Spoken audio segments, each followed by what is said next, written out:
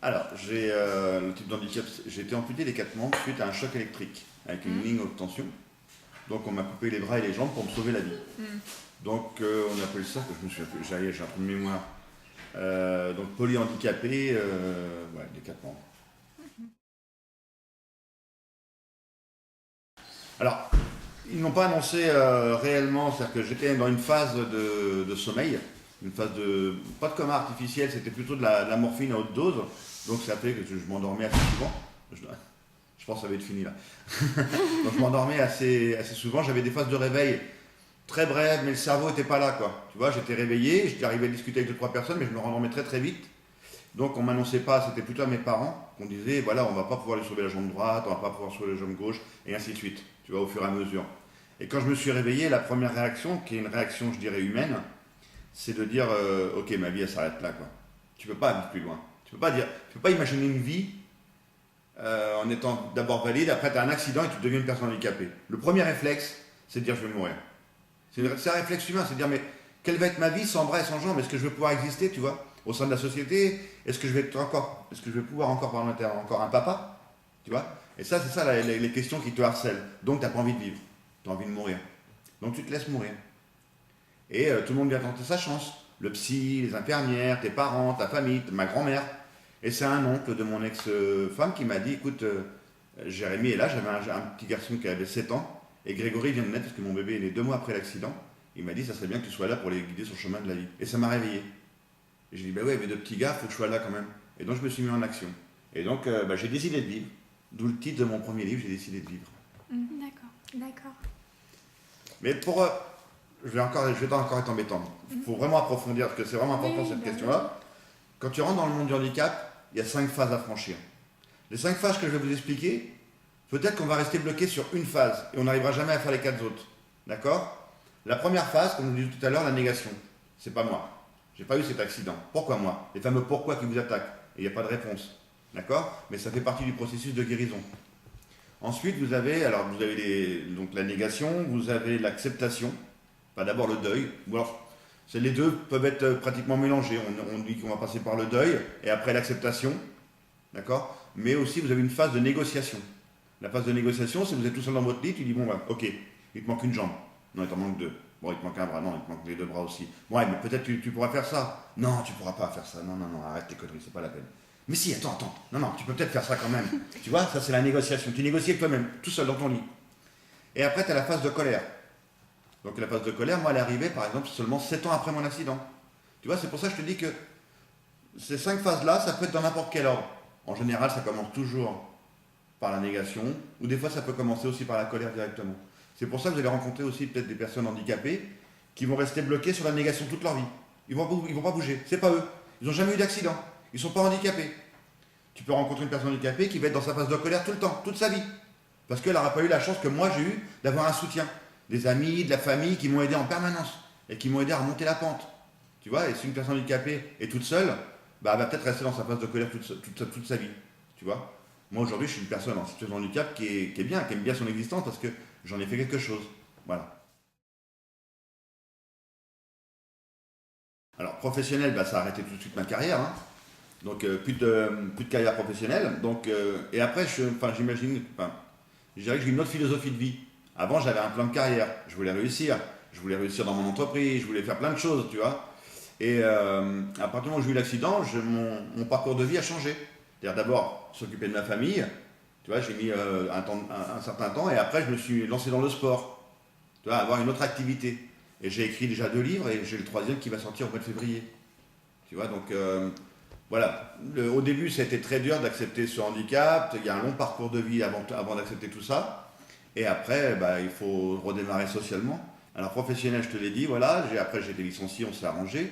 Social, bah, il a fallu réaccepter mon nouveau schéma corporel et aller vers les autres, ce qui est très difficile, très très dur, parce que tu as le regard des gens.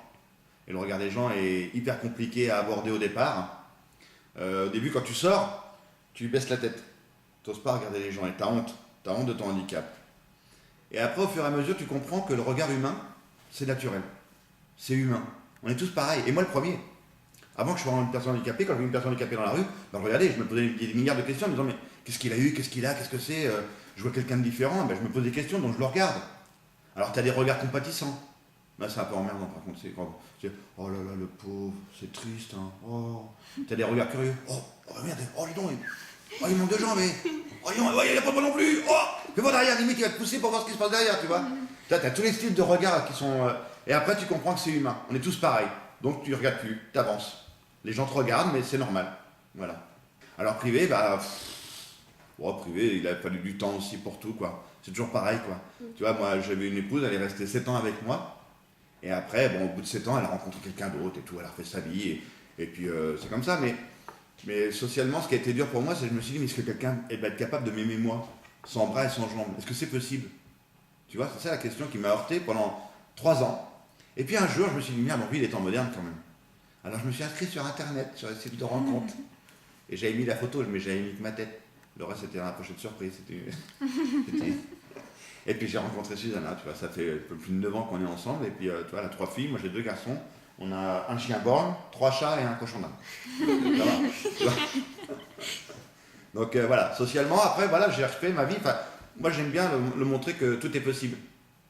Tu vois, la première question, est-ce que quelqu'un va être capable de m'aimer? Ouais, c'est jouable. Même si tu es comme ça, quelqu'un est capable de t'aimer. Tu peux quand même rencontrer l'amour, c'est jouable.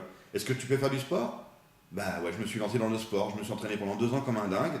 Et voilà, vous savez ce que j'ai fait, quoi. Donc tout est possible. Il suffit de le vouloir. Et quand on a un rêve, ne pas lâcher, travailler dur, et on atteint ses rêves. Et... Voilà, enfin, c'est pas une sorte de petite leçon, mais c'est dire... moi j'avais un rêve de traverser la Manche à la nage. J'avais vu ça sur mon lit d'hôpital. Je me réveille, je suis amputé des 4 membres, et je vois une jeune fille qui traverse la Manche à la nage à la télé. Et j'ai dit pourquoi pas moi un jour. Et 14 ans plus tard, j'ai commencé les entraînements. Des entraînements de fou, et on a réussi. On a traversé la Manche. Et aujourd'hui, j'aime ma vie parce que je voyage partout à travers le monde, je suis dans tous les 4 coins. Enfin, tu vois, j'ai une chronique sur le magazine de la santé, je travaille à la radio, j'écris mon 3e livre, donc ça va. Et en plus, je rencontre plein de jeunes filles sympas qui aiment faire les TPE, donc c'est cool.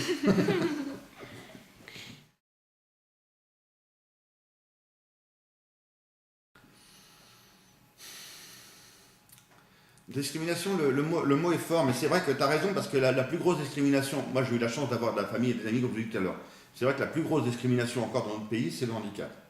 C'est vrai qu'on parle souvent du racisme, qui est aussi une saloperie, mais la plus grosse discrimination dans notre pays est encore le handicap.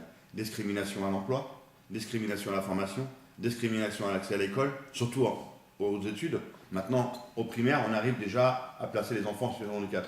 Mais allez voir dans les lycées, ou alors même dans les études, dans les facs, c'est mission impossible. Mission impossible.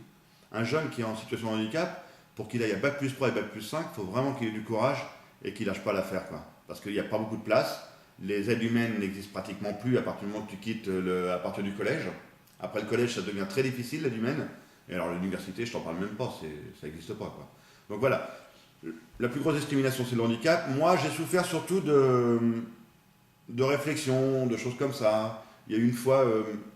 c'était un tribunal de police, je faisais construire la maison et on dit à mon épouse, il faut que vous signiez. Et elle me dit, il faut que monsieur il signe. Elle dit, il peut pas, j'avais encore les bandages, tu vois, je venais de sortir de l'hôpital. Il dit, il peut pas signer. Ah bah oui, mais c'est marqué, il faut qu'il signe.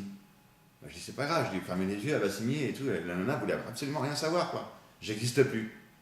Voilà, j'avais pas de formulaire adéquat à moi. Philippe Croison, je devais signer, mais j'ai pas de bras.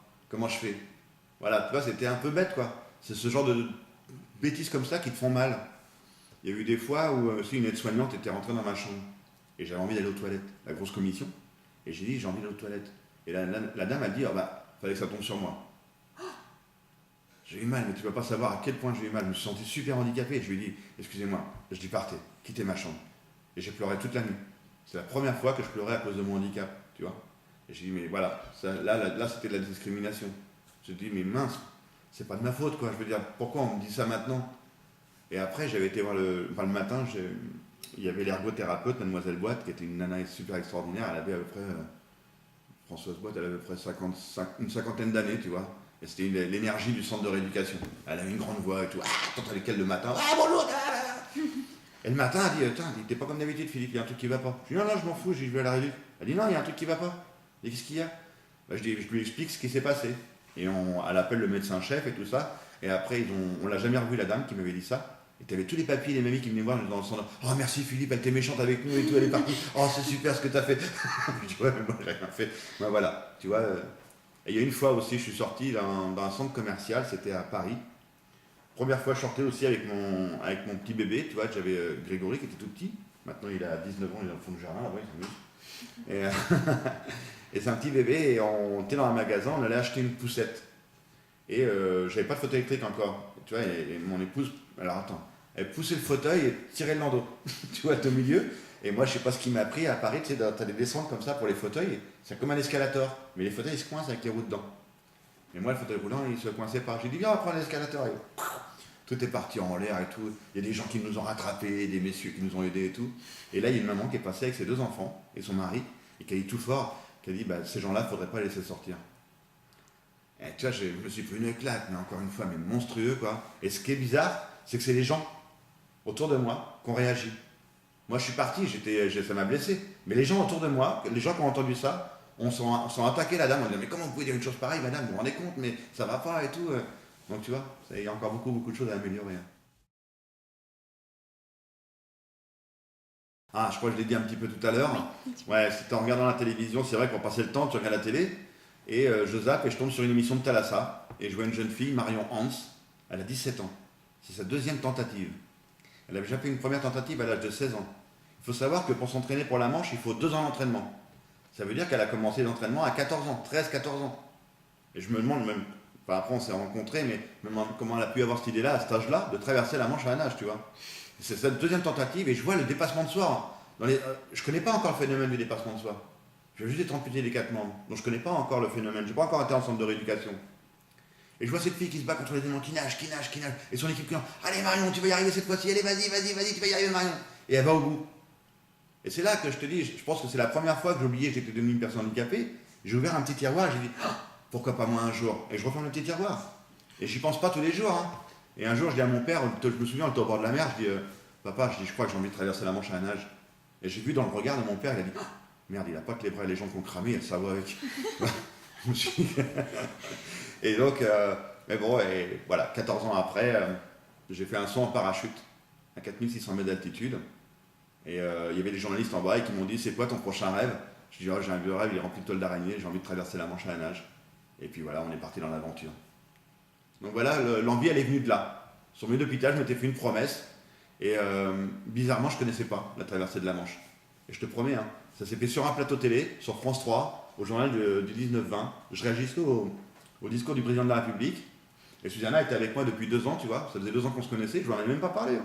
Tu vois, c'est un vieux truc qui est dans ma tête, que je pense, mais c'est pas, je pense pas tous les jours.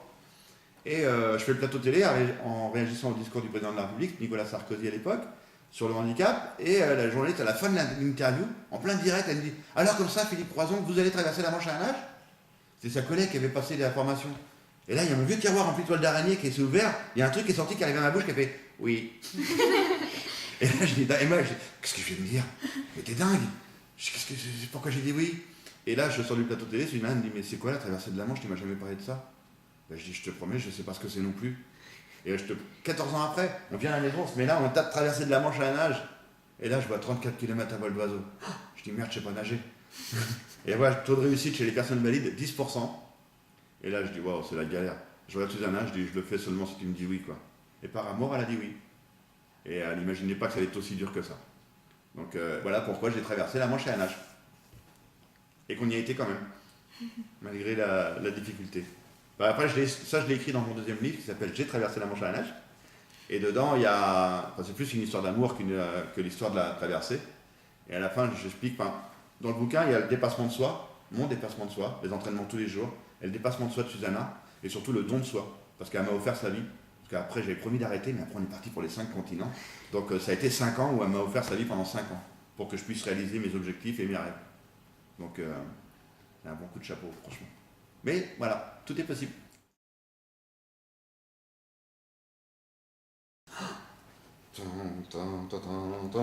Non, ça c'est très dur. Bon, faut trouver des sponsors. Alors imagine, au début, quand j'ai traversé la Manche à la nage, va trouver des sponsors.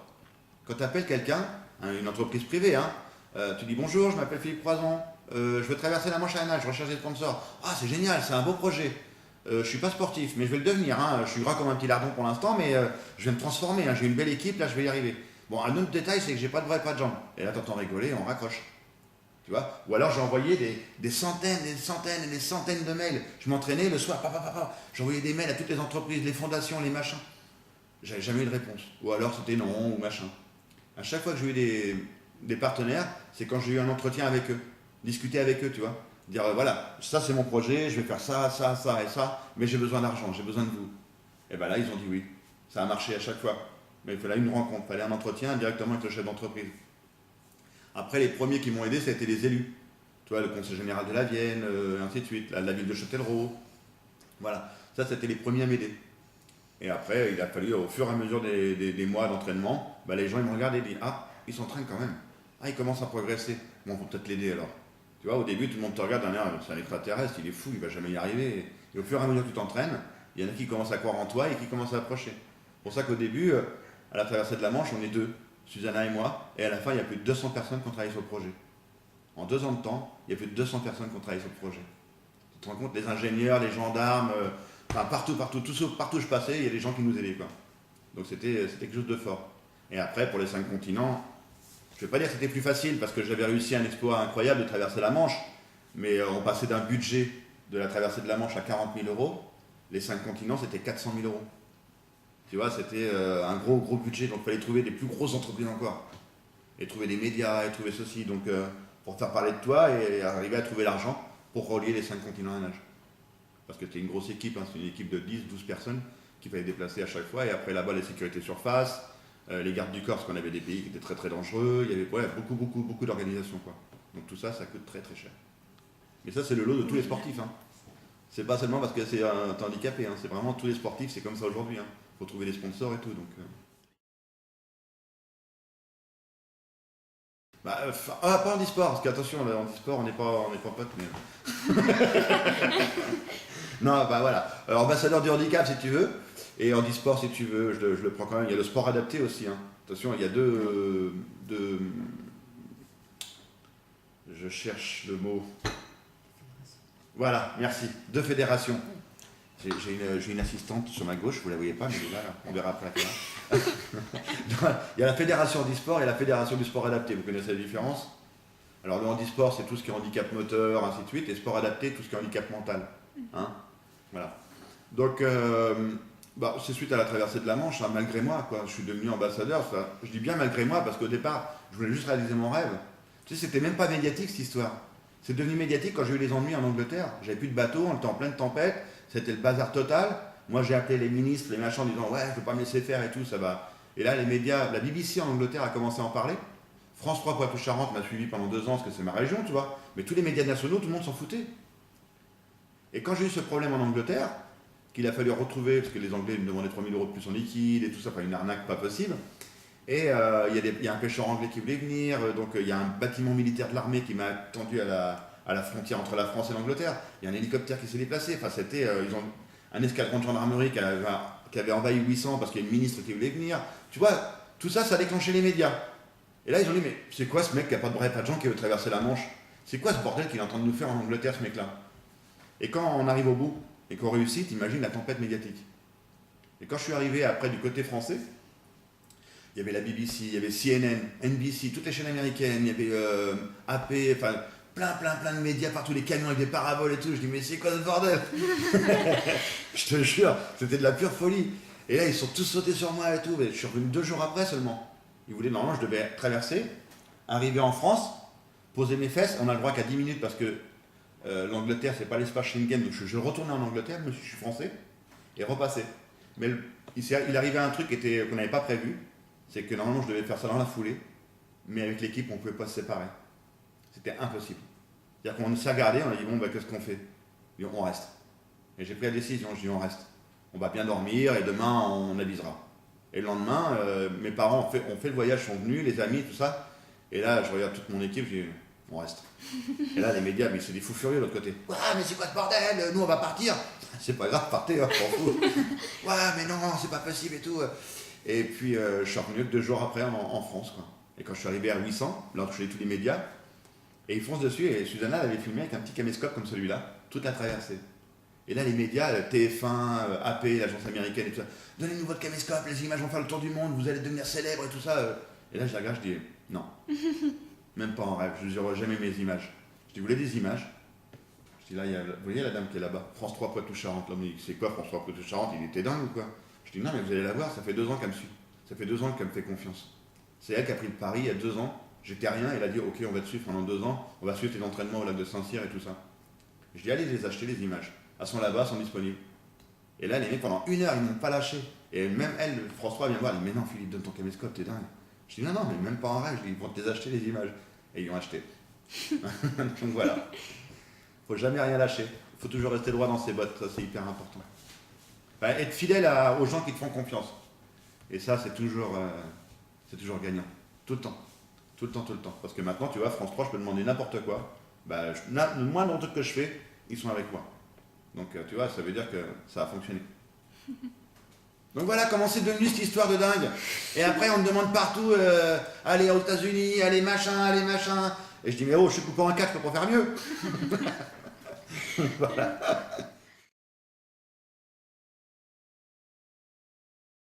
Non, ce qui a été le plus dur, c'est pas le fait d'être devenu célèbre, parce que moi, tu vois, j'ai ma petite bulle, tu vois.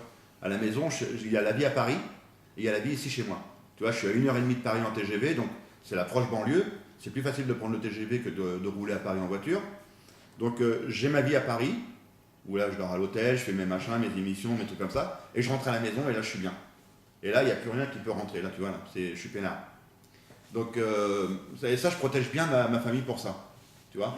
Et quand il y a une émission, je dis pas à mes enfants, ouais, regarde l'émission, c'est génial, machin. Non, non, non. Ils ont leur propre existence, ils ont leurs devoirs, Là où ça a été dur pour la famille, c'était les entraînements.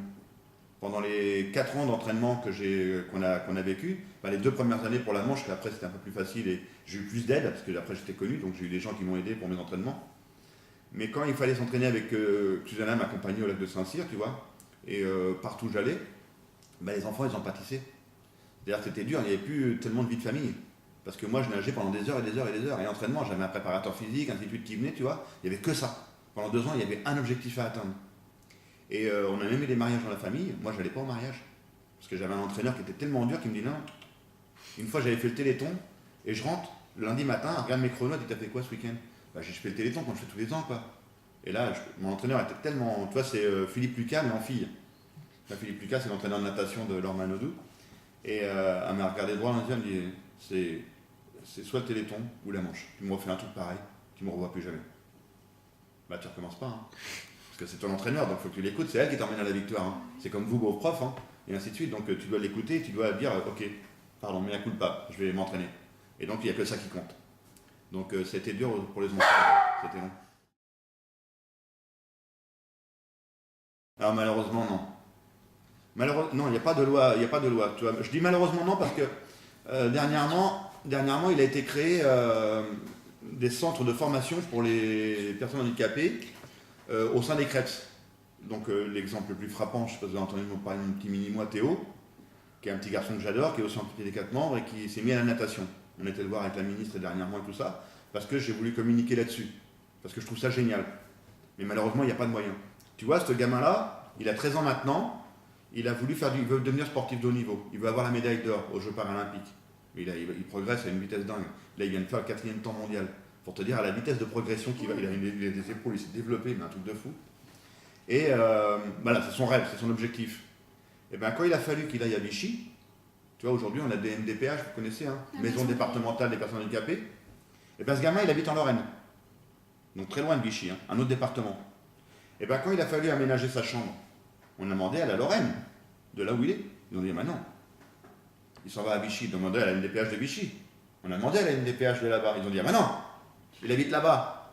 C'est pas à nous de payer. Et eux disent, non, il va là-bas maintenant, donc c'est à eux de payer. Donc tu vois, c'était un truc pas possible. Son papa travaillait à la SNCF. C'est la SNCF qui a payé le toilette pour qu'il soit autonome. Tu vois, un toilette comme moi j'ai ici, c'est un toilette japonais où ça lave, ça sèche et ça fait tout, quoi. Toi, tu ressors plus propre qu'à l'entrée. C'est génial, voilà. donc voilà, tu vois, et ça c'est embêtant. Ça c'est embêtant. Donc il n'y a pas de loi pour le sport, il y a une loi handicap globale qui est de 2005, du 11 février 2005, la loi handicap, qui était une loi extraordinaire au départ, tout le monde a crié victoire, c'est génial, on a une loi, et aujourd'hui tout le monde pleure parce que malheureusement elle n'a pas été appliquée. Très peu, ou très faiblement.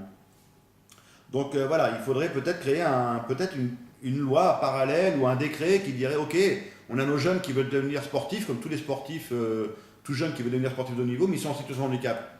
Donc il faudrait peut-être créer une enveloppe spéciale pour ces jeunes, pour qu'ils puissent accéder au CREPS et travailler correctement et ainsi de suite, quoi. Avoir des moyens pour pouvoir réaliser leur objectif, leurs rêves. Comme vous allez certainement avoir des objectifs plus tard, des rêves, un emploi, un travail qui va vous faire plaisir, qui va vous faire rêver. Ben, vous allez aller où? Certainement à la fac. Qui est-ce qui paye pour vous à la fac? Ben, la plupart du temps, les parents et l'État. L'État, si tu as besoin, l'État est là. Ben, pour ces gamins-là, l'État, malheureusement, elle ne répond pas présent encore aujourd'hui. Et ça, c'est triste, c'est pas normal. Discrimination. Discrimination. On en revient comme ce qu'on disait tout à l'heure. Discrimination. Pourquoi un jeune plus qu'un autre?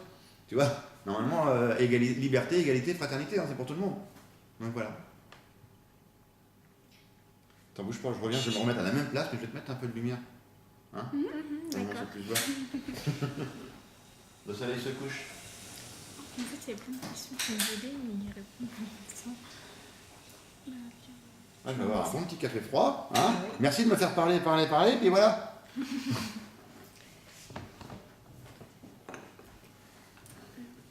Alors?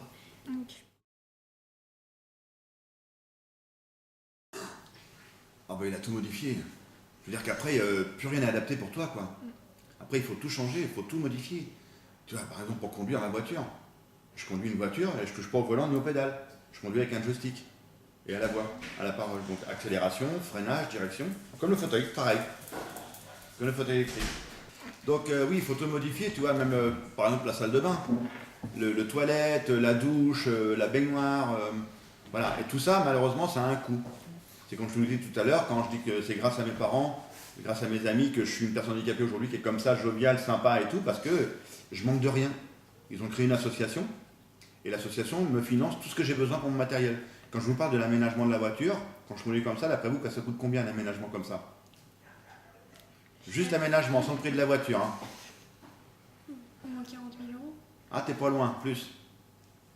On est à 60 000 euros d'aménagement, sans le prix de la voiture. Donc, il y a plus cher d'aménagement que le prix de la voiture en elle-même. Tu te rends compte?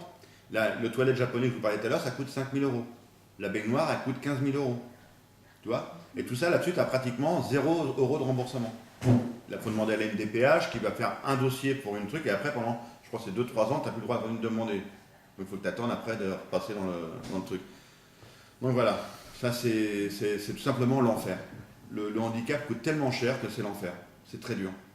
Donc, c'est vrai que j'encourage beaucoup de personnes. Tout à l'heure, j'ai encore eu un papa qui m'a appelé, qui n'arrive pas pour son petit garçon. Je dis, créez une association. Faites des lotos, lancez un appel aux dons sur le journal de votre région, faites des trucs comme ça. Vous allez récolter des dons et vous allez pouvoir y arriver. Mais aujourd'hui, on en est encore là, quoi. Et ça c'est triste. Ça, c'est triste parce que je suis révolté contre tous ces fabricants qui profitent, entre guillemets, du handicap. Si vous avez l'occasion d'aller à un salon du handicap, il y en a un à Poitiers tous les 2 ans. Il est fait par Harmonie Médicale Service. Regardez les voitures qui sont devant, les gens qui viennent voir le salon. Allez voir les voitures qui sont derrière, ceux qui font le salon. Vous n'avez que les berlines allemandes, BM, Audi, Mercedes, que les grosses voitures. Ils marchent, ces gens-là, par exemple, un fauteuil comme ça coûte 12 000 euros. Est-ce que vous croyez qu'il y a 12 000 euros de matériel? Voilà, c'est tout. Ils marchent à 200%, 200, 300%. Et ça leur fait pas mal, puisque les prix sont libres. Donc ils peuvent faire ce qu'ils veulent. Tu vois, et nous, tu vois, on est en train de créer avec un fauteuil avec, justement avec G2M. Qui c'est que G2M, c'est toi hein? Oui. Voilà, on est en train de créer un fauteuil avec eux pour essayer de réduire les coûts. Et t'imagines le jour où on va annoncer ça, mais tous ces gros là, ils vont nous sauter dessus pour nous détruire. Parce qu'eux, ils veulent pas de concurrents. Tu vois, ils veulent pas de... Non, nous, on est tous d'accord, on vend tous des fauteuils à 10-12 000 euros, et donc, surtout, pas de concurrent à un petit fauteuil à 5-6 000 avec un moteur électrique. Oh là là, dangereux ça. Donc voilà. C'est ce qui est un peu difficile aujourd'hui, c'est de vivre, le matériel coûte très très cher. Quoi. Si, tu as le droit à des aides. C'est-à-dire que nous, l'association, ou alors quand on aide d'autres personnes maintenant dans le département, hein, on aide beaucoup de monde dans le département parce que l'association a continué à fonctionner. Mais moi, j'ai plus besoin de rien. Tout va bien. Donc on a aidé Pernelle Marcon dernièrement, tu vois, c'est une jeune fille qui était aussi amputée des 4 membres et qui avait le rêve de courir.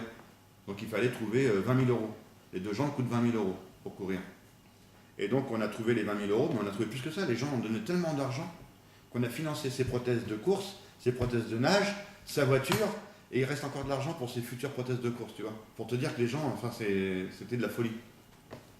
On a aidé d'autres jeunes aussi pour l'aménagement de voitures, des aménagements de maisons, plein de trucs comme ça, tu vois.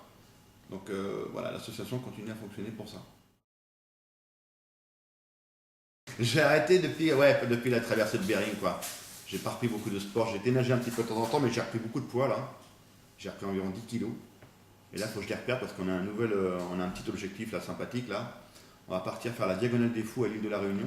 Là, ils sont en train de souffrir à l'île de la Réunion en ce moment là, ils sont en plein ouragan là. Et la diagonale des Fous, c'est un trail le plus dangereux, l'un des trails les plus dangereux du monde. C'est traverser l'île de la Réunion, le volcan, le cercle de Mafate et tout. Il fait 160 km. Et nous, on va partir avec 8 enfants handicapés de l'île de la Réunion qui ne connaissent pas leur île, qui sont restés bloqués en bas de l'île, qui n'ont jamais vu l'île, ils sont toujours restés dans le centre de réduc. Donc on va emmener 8 enfants, on aura 3 joëlettes, 80 porteurs, donc il y a 80 mecs qui vont se relayer les uns aux autres pour emmener les 8 enfants dans l'île de la Réunion et faire la diagonale en même temps que la vraie diagonale, en même temps que tous les coureurs. Alors les coureurs, eux, font 160 km, nous on va en faire 95, parce qu'on ne fera que de jour, la nuit c'est trop dangereux. Et il y a des endroits où c'est tellement dangereux qu'il y a un hélicoptère qui vient nous chercher, avec les enfants, qui nous déposera un peu plus loin, et les gars viendront nous chercher, hop, et on continuera la diagonale. Donc voilà, ça c'est un futur projet. Donc faut que je me remette un peu au sport. Ce matin j'étais plein de bonne volonté parce que avant-hier on était le 1er janvier, non on est le 2 aujourd'hui, donc c'était avant-hier, ouais c'était hier, non hier on était le 1er, j'avais plein de résolutions, je dis allez je me remets au sport et tout, et ce matin je me suis mis dans la salle de bain sur ma table, j'ai dit allez j'y vais, 1, 2, 3, oh, je ferai ça demain, allez. Donc faut que je me remotive. Parce que les gars, les porteurs ils sont gentils, mais ils m'ont dit là faut que tu perdes 10 kilos, parce que là 70 kilos c'est pas possible. Donc faut que je revienne à 60 kilos, donc faut que je me remette au sport.